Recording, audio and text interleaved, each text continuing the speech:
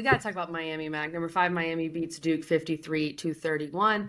Cam Ward, just, another casual 400-yard, 5-touchdown afternoon for Cam Ward. Restrepo was back with a vengeance. If you took Restrepo touchdown with underdog, you were living large. For some reason, I didn't take it. I'm an idiot. We'll get to that. Neither one of us. We're so dumb. Such an idiot. I was telling people to do it, and then I didn't do it. This game was weirdly close, right? And we thought that Duke would keep it close. Miami does end up covering, which is a little frustrating. They just had an amazing fourth quarter. They outscored Duke 21-3 in the fourth quarter, and that really sealed. I thought they wore Duke down in a lot of ways, but Miami just continues to play somewhat close games. But then you look at the score and you're like, it really wasn't that close. Yeah. The offense is amazing. The defense still worries me a bit. That's kind of just where I am with Miami. Well, yeah, I totally agree with you. It's funny they get up 14-0 in a hurry, and we're just like, okay, here we go. And then boom, halftime, it's 20-14, and you're just like, what's going on here? Is everybody okay? Everybody good? And then, as you mentioned, Miami just explodes in the second half. I mean, the way that their offense can go nuclear so fast is crazy. I mean, it's so fun to watch.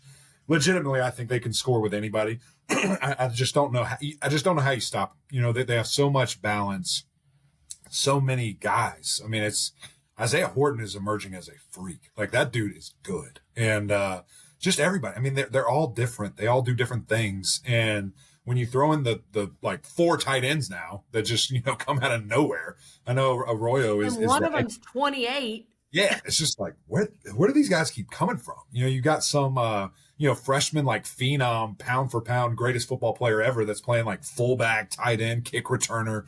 Then you got 88, 89, whatever, whoever, 8, all these different numbers. You're just like, where are all these guys coming from? But they're playing at a high level, and they just have answers. They have answers. Whatever you want to do, they're going to figure it out.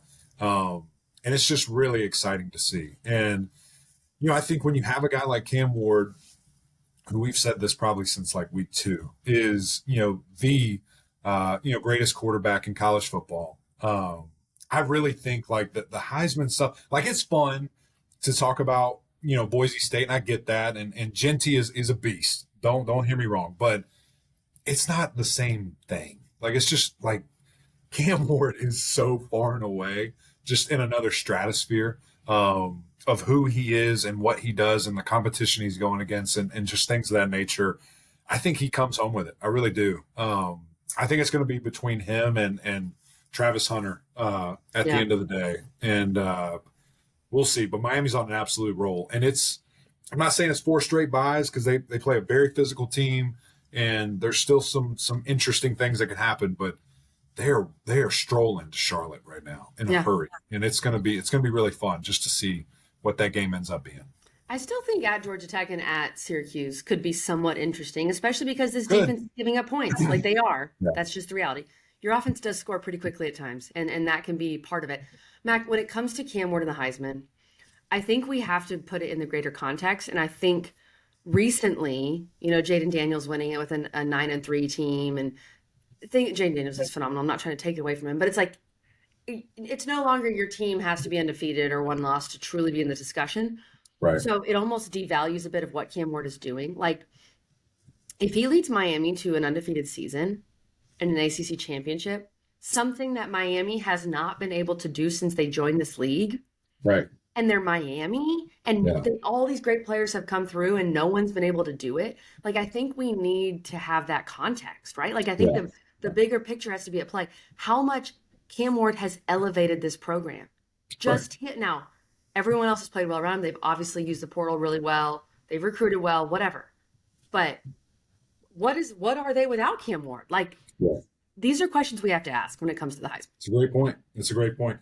And, just moving forward, like this is obviously a fantastic foundation and the things they've been able to do. But, how do you build on it? What comes next and who comes next? Because I don't know if you necessarily feel good about who's on your roster. You probably go get somebody. But it's going to be interesting. And he's electric as it comes, and soaring up draft boards, soaring up whatever. And, just Miami's playing at a high level. And it's really fun to watch. It's been fun to watch, but it's just exciting football that they're playing right now.